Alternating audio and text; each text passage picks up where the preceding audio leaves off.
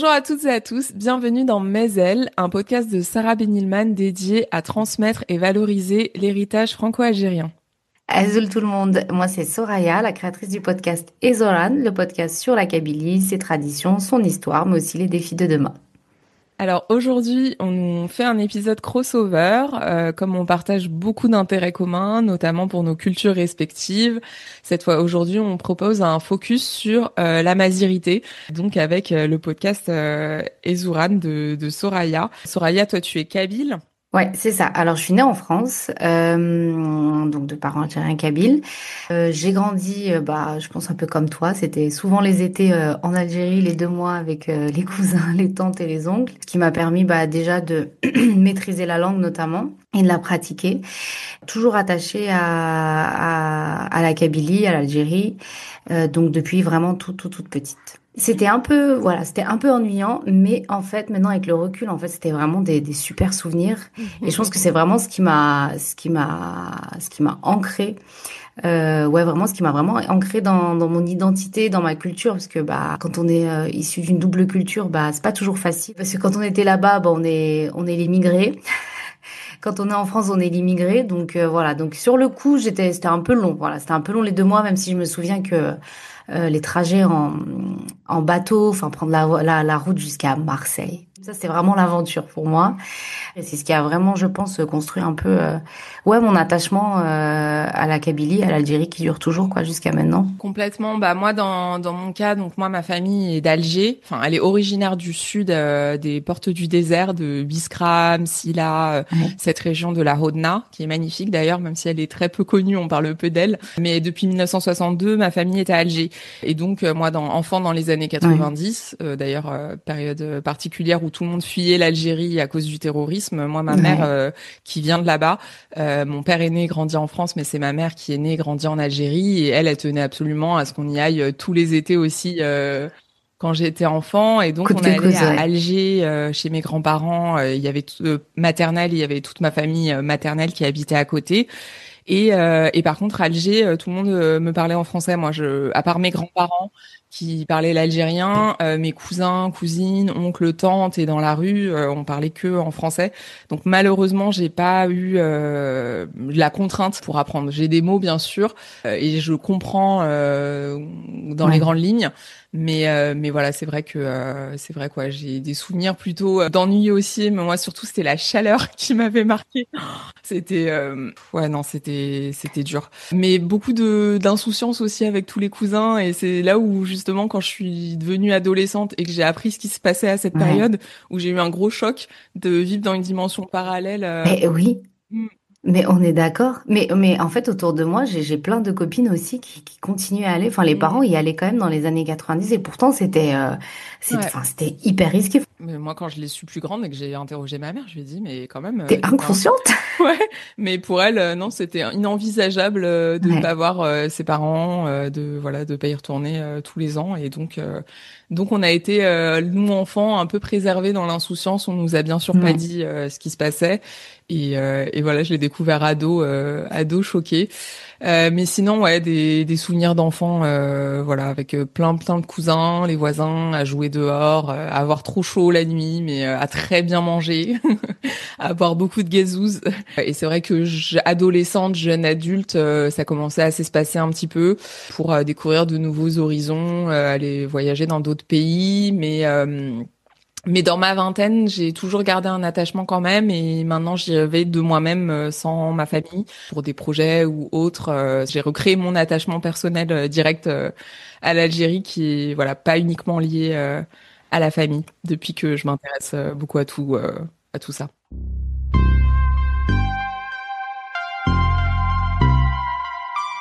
Et du coup, toi, à quel moment t'es venue l'idée de créer Mazel? Est-ce que t'as eu un déclic? Parce qu'on avait parlé du Hirak, où ça avait été un moment, un fort moment pour toi on va dire, de retour vers l'Algérie. Donc, est-ce que c'est vraiment le Hirak ou c'est un autre moment où t'as eu un autre déclic pour créer Mazel? Bah en fait ado je te dis donc enfant dans les années 90 je savais pas que qu'il y avait du terrorisme, je pensais que c'était un pays comme un autre aussi par rapport à la France. Adolescente il y a commencé à y avoir bah, le racisme institutionnel qui a commencé à monter, le passage de Jean-Marie Le Pen au premier tour, Sarkozy, des discours racistes d'identité nationale etc permanents, et là j'ai commencé à comprendre, à connaître un peu mieux l'histoire franco-algérienne aussi, et à comprendre pourquoi il y avait une telle fixation autour de ce pays non résolu. Et là, j'ai commencé à vraiment apprendre un peu en autodidacte parce qu'on nous l'enseigne pas à l'école, dans la famille, on nous explique peu. Déjà dans mon adolescence adulte, jeune adulte, là, j'ai commencé à vraiment me pencher sérieusement dessus. Et 2019, c'est vrai que le moment du Hirak, il s'est passé quelque chose aussi de encore plus radical, on va dire, dans cet algérianisme, dans cet amour.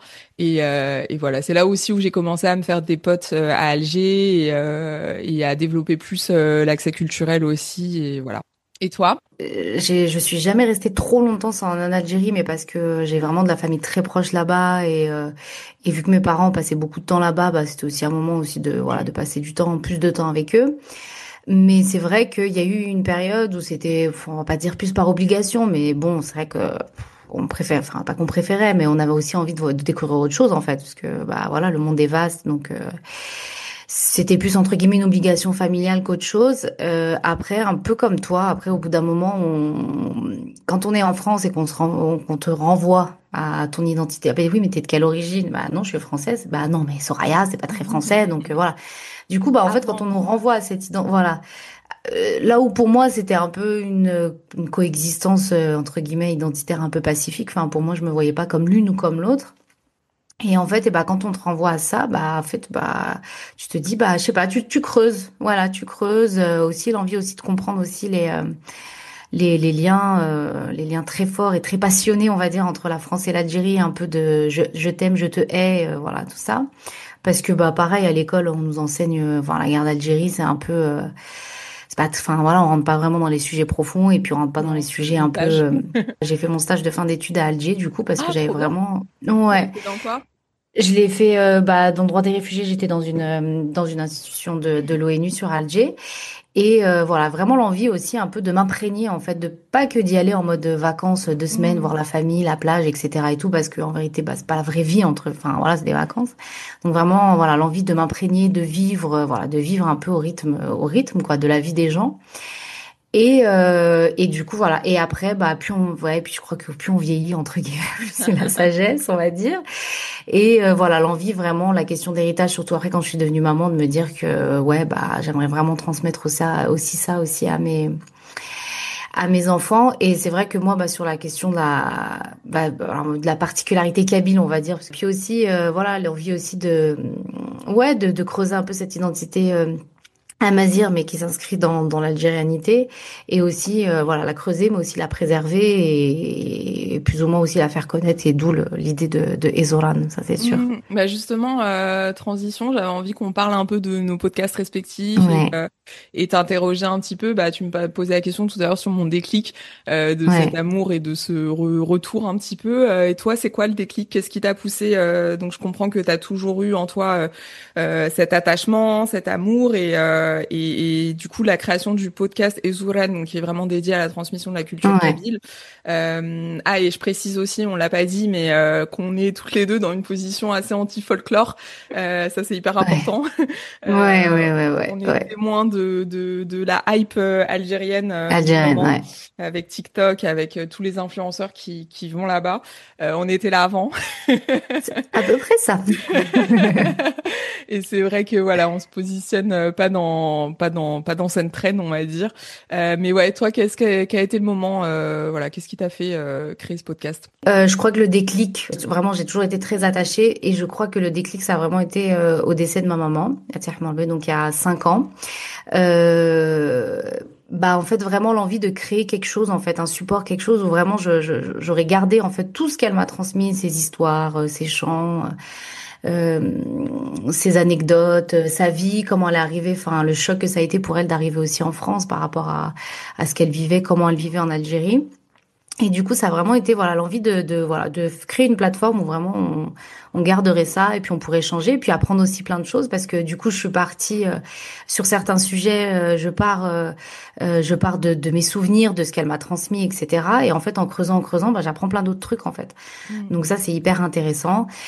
Et aussi, effectivement, parce que aussi je me reconnaissais pas aussi dans tout ce qu'on peut nous proposer aujourd'hui sur l'Algérie et la Kabylie particulièrement. Et du coup, voilà, de montrer en fait la vraie Kabylie en fait. C'est pas que du folklore, c'est pas que des vêtements bariolés. Je grossis à peine le truc, hein, Mm. mais et en fait, en plus, ce qui est cool en fait, c'est que bon, la Kabylie c'est grand et du coup, bah même des fois d'une région à l'autre de la Kabylie, on n'a pas forcément les mêmes traditions.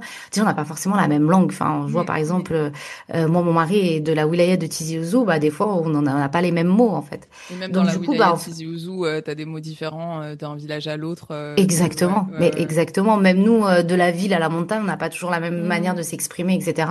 Donc, en fait, en plus, ce qui est cool, en plus, avec ce podcast, c'est que moi-même, en fait, j'apprends, notamment avec les retours des autres personnes et tout. Ah, tu peux parler de ça? Oui, bah, je regarde, je fais mes recherches et tout. Donc, Mm. franchement, c'est hyper intéressant. Franchement, c'est hyper intéressant et de voir en fait que ouais, bah on est tous plus ou moins un peu dans cette recherche. Enfin, je sais pas toi, mais tu vois quand t'es issu d'une double culture, les gens en fait au bout d'un moment ils ont envie de savoir en fait ouais bah pourquoi il y a ça. Enfin, de comprendre en fait aussi. Enfin, Ouais, en fait, il y a plusieurs cheminements, j'ai l'impression. Il y en a qui passent par le rejet, il y en a qui passent ouais. par... ouais, enfin, c'est très complexe. C'est vrai que quand tu es dans un contexte en plus d'adversité, d'une certaine manière, de remise en Hum, cause, il te faut quand même un certain bagage pour pouvoir assumer d'une certaine manière. Et aussi, il faut une connaissance parce que, bah, comment dire, si justement il n'y a pas eu de transmission qui a été faite dans ta famille et autres, t'es dans un pays où toi on te projette cette image-là, ouais. mais toi-même tu connais pas vraiment ses origines. Enfin, c'est vrai que c'est très complexe, mais ouais, moi j'ai cette chance vraiment de d'avoir des assises solides par rapport à ça, à mes identités, à mes cultures, et d'être dans cette recherche, dans ce désir. Et le podcast c'est merveilleux pour rencontrer des personnes, pour toi-même creuser tes recherches, parce que t'es plus juste à lire ou à aller à des conférences ou regarder des films de ton côté. Là, t'es dans un esprit de transmission, donc faut que tu Ouais, fasses quelque chose de d'échange. très carré Ouais, ouais. et que du coup tu te renseignes bien et c'est vrai que c'est une belle aventure pour ça. C'est beaucoup de contraintes, c'est beaucoup de travail, beaucoup de Ouais. montage, de recherche, etc. Mais à la fin, t'es quand même très, je trouve que c'est très gratifiant d'avoir d'être capable de construire un contenu qui peut aider d'autres gens. Et je pense pour les plus jeunes aussi. Il y a nous, les trentenaires Hum, adultes, mais je pense que quand t'es ado et que justement t'as pas forcément eu beaucoup de transmission dans ta famille et que t'es dans un contexte ouvertement raciste, et ouais. là en ce moment en particulier sur l'Algérie, ça peut être super d'avoir accès à ce type de ressources pour la Kabylie et l'Algérie plus largement, quoi. Bah, c'est vrai que c'est hyper intéressant ce que tu dis parce que du coup, c'est vrai que comme tu dis, bah, enfin, quand on est en France, bah, on te renvoie entre guillemets à effectivement ton identité algérienne et des fois, c'est vrai que t'as pas toujours les armes entre guillemets pour un peu contrebalancer des fois typiquement le discours de ah oui mais la France elle a fait beaucoup pour l'Algérie, elle a construit des routes et des hôpitaux, blablabla. Et des fois, c'est vrai que si on fait pas ce travail un peu de recherche, on peut être en mode voilà. Et Mm. du coup, bah c'est vrai qu'avec le podcast, enfin, notamment, t'as fait pas mal d'épisodes sur tout ce qui est la guerre d'Algérie et tout, avec des personnes en fait qui ont vécu. Je pense notamment à l'épisode avec Bachir, je me souviens plus Bachir son nom de famille. Hadjadj, mon Voilà. ami, ouais. Et en plus, lui, c'est intéressant parce qu'il a eu son service militaire obligatoire côté français. Il a Français, pas ouais. réussi il a pas eu le courage de déserter, donc c'était terrible. Et ensuite, ouais, il a rejoint la LN là pour le coup Ouais. volontairement. Ça, on n'en parle pas, mais ça a été le cas pour beaucoup de personnes, en fait, pour Ouais. beaucoup de jeunes Algériens qui ont été forcés, contraints et forcés. Et parfois, mon père me disait, des fois, il y avait des razzias, ils nous trouvaient un point de contrôle. Ah, bah, t'es en âge de faire l'armée. Bon, bah, allez, tu pars. Enfin, on Ouais. te prend comme ça. Et du coup, bah, en fait, je trouve que ça donne vachement de ressources, en fait, même ouais, d'arguments, entre guillemets, pour pouvoir après, derrière, un peu échanger et vraiment, voilà, avoir une assise solide, en fait, aussi sur cette partie-là de notre identité, quoi. Mm.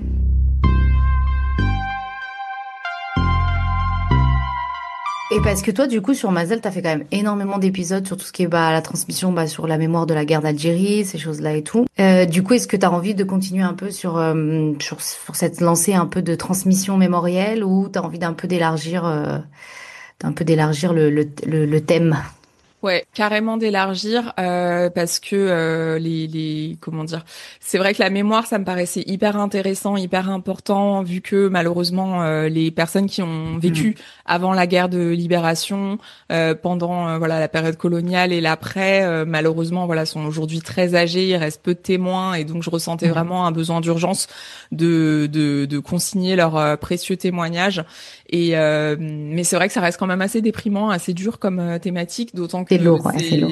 tu peux pas ne pas te projeter en fait quand ta propre Ouais. famille a vécu à cette époque, tu peux pas t'imaginer. Moi, mes deux grands-pères étaient FLN et tu te dis bah je sais pas ce qu'ils ont vécu en fait pendant Mm. cette période, je sais pas ce que ma grand-mère, mes grands-mères ont vécu et tout. Donc quand t'entends des témoignages, tu peux transvaser quoi, tu peux Ouais. imaginer. Faire un transfert, ouais. Ouais, Mm. du coup c'est quand même très très douloureux. Enfin, il y a quand même beaucoup d'histoires terribles Ouais. dedans, mais ça me paraissait essentiel vraiment de les faire figurer quelque part. Ensuite, effectivement, j'ai pas d'intérêt à rester focus sur le passé, sur les traumas, et oui, j'ai vraiment envie de l'ancrer dans le présent et dans l'avenir, que ça serve les générations futures et donc oui carrément d'aller plus sur du culturel aussi et du concret, du présent. L'année dernière, j'avais participé, j'avais couvert justement les rencontres cinématographiques de Béjaïa. Mais ouais. Du coup, j'avais donc voilà la petite Kabylie, trop belle ville d'ailleurs, j'ai adoré cet Ouais. endroit. Et ouais, j'organise aussi en parallèle du podcast des événements culturels, donc des projections, rencontres de films, si possible avec l'équipe du film, les réalisateurs et tout. J'en avais Ouais. fait la dernière Reine à Argenteuil il y a 2 ans, Héliopolis avec Jafar Gassem l'année dernière. Cette année, Ok. j'ai fait mais toute seule la bataille d'Alger. Et voilà, l'idée c'est aussi vraiment de d'être dans la valorisation du patrimoine, de l'héritage et dans la transmission, mais ouais, pas rester focus sur les traumas passés, même s'il Ouais. faut en parler, je pense, mais pas rester bloqué dessus. Ouais, bah oui, surtout que maintenant, enfin, l'Algérie, c'est autre chose. Et Mm. heureusement, d'ailleurs, c'était autre chose. Ça se résume pas à la période de colonisation et encore moins la guerre de décolonisation, même si c'est quand même un point hyper important, je trouve, de l'histoire d'Algérie.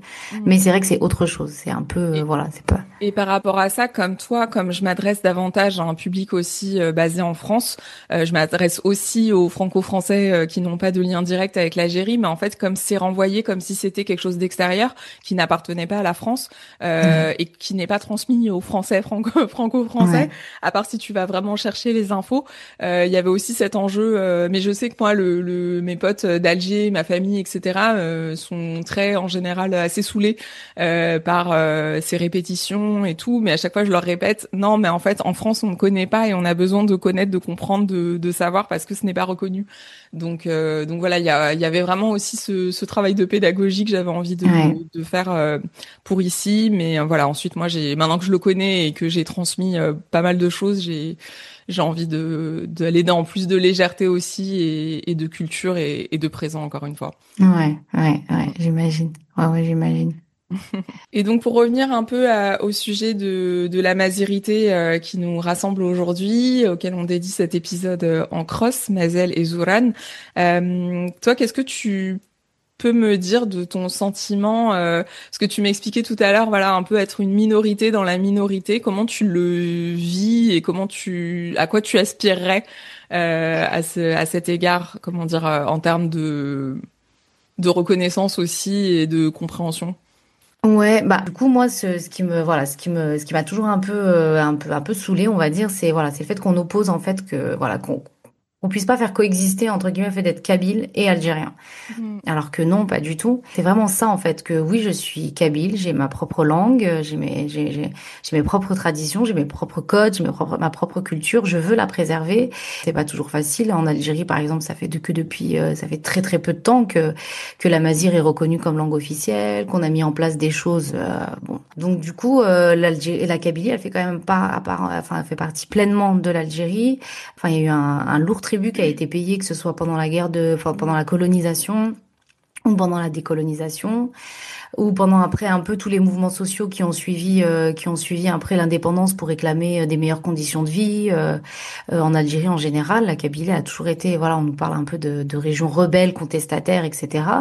Et je me dis, bah en fait, c'est parce que justement on est attaché à cette identité algérienne, à ce pays, l'Algérie, qu'on a donné notre sang pour le libérer du joug de la colonisation, qu'aussi on manifeste. C'est parce qu'en fait on a notre place, on veut juste voilà des meilleures conditions et qu'on reconnaisse aussi derrière aussi notre particularité, qui n'est pas du tout pour moi antinomique à l'identité algérienne, qui est peut-être un peu plus arabe, même si bon, on va pas se les Amazirs, c'est quand même les premiers habitants de l'Algérie. Je veux dire, je pense que tout le monde, bon, pas la majorité, mais je pense que je pense que les Algériens, dans leur majorité, ont tous des ascendants Amazirs, mais parce que, en fait, on était les premiers habitants, entre guillemets.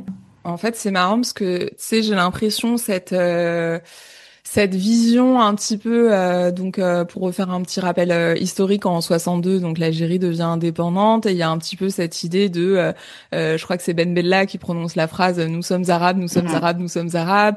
Le monde est situé un petit peu en guerre froide, Ouais, impérialiste, anti-impérialiste, bloc communiste, etc. et non aligné. Et il y a un petit peu ce besoin, je pense, pour le pays qui sort de plus d'un siècle de colonisation, d'humiliation, de destruction de son identité, de ses identités, de rejoindre le bloc panarabisme et de se recréer une espèce de d'uniformité pour être plus fort aussi, enfin être solide vis-à-vis du monde extérieur et avoir une espèce de cohérence. Je pense c'est ma compréhension un petit peu de ouais, cette vision, et quelque part elle rejoint un peu la vision à la française de l'assimilation. On nous dit en France, pour être pleinement français, tu mets de côté tes origines et tu francises ton nom, c'est etc. ça.